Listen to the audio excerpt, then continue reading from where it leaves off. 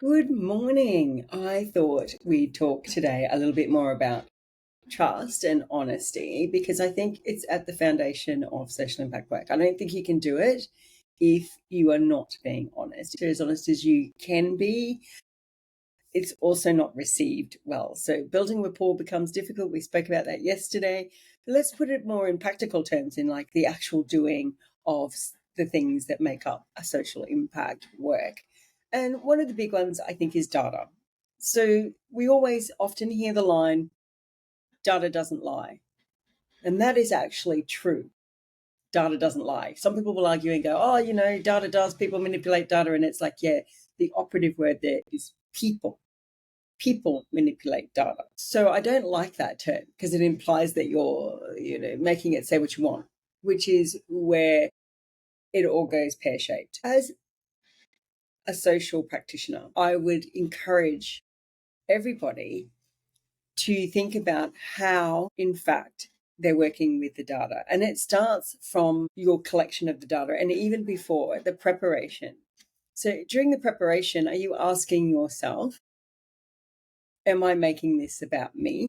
Am I projecting myself on there? Now, we all have unconscious bias, and please, people, remember that unconscious bias is unconscious, which means you don't know you have it. Okay, so you need to test your questions.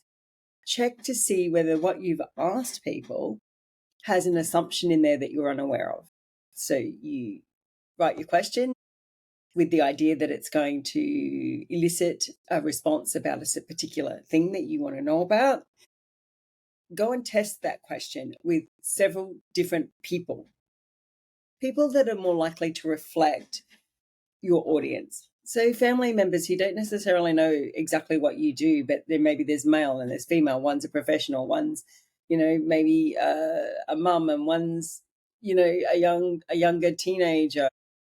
Test your questions, because then it removes you from the process a little bit and allows you to sort of observe how your questions are received and interpreted and understood. And then you can fine tune your questions, not to get the answer you want, but to make it clear that when people hear it, they know exactly what it is you're asking them. Okay, so that's one. Make sure you test your questions. When you're analyzing your questions as well, remove yourself from it. So here's another way to check your unconscious bias. And I've heard people go, I know what my unconscious bias is. And I just have to laugh, because no, you don't. That's why they're unconscious. Okay. And this is why we test it. Never get complacent to think, I know my unconscious biases, because it's a bit of an oxymoron. Like, just think about what you said. If it's unconscious, you don't know. So always proceed as though, and knowing that you will have unconscious biases. When you are analyzing the data, quite often, and I'm sure some of you have had this before, where you're doing some kind of research or you've been asking people and you kind of expect that you know what is likely to be the outcome of that survey, of that questionnaire that you went, of the interviews that you conducted, and you kind of feel you've got a pretty good idea what it's going to be. And every now and again you go, I wasn't expecting that. Okay. A lot of people just go, there's a tendency to want to dismiss it because you're the quote unquote expert, but you're not the expert on other people's experiences and people and communities. You're just not. It doesn't matter how long. I've been doing this over 20 years, being it within government or private sector, whether it's to companies or for not-for-profits. You don't know, and no matter how long you do it, you are not an expert on somebody else's community, somebody else's lived experience. You're just not. What you are an expert on, if you've allowed yourself to hone your expertise, is to be a really good listener. You actually hear and understand what people are telling you. And that's where data, particularly qualitative data, really comes to life. So when you see something in the data that is contrary to what you were expecting to find, instead of dismissing it, obviously you want to test it against the other data sets because you want to understand what's going on. Maybe you go back to them and try and dig a little deeper to understand.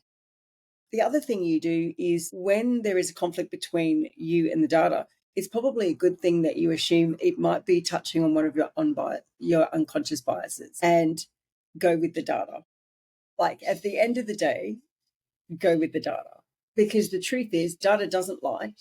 But if you start manipulating and if you start dismissing data, then data will appear like it's lying.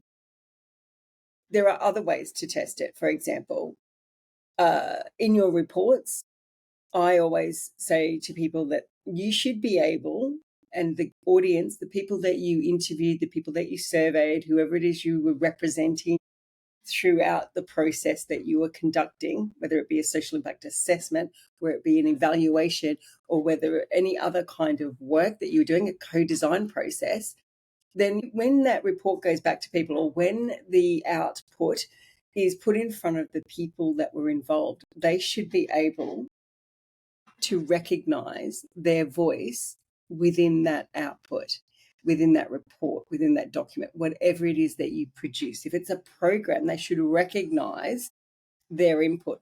Now, that does not mean that every single person should agree 100% with it. But the point is, they were in the room, they were hearing what other people said. They should be able to recognize themselves and the other participants' comments shine through in that output and that deliverable.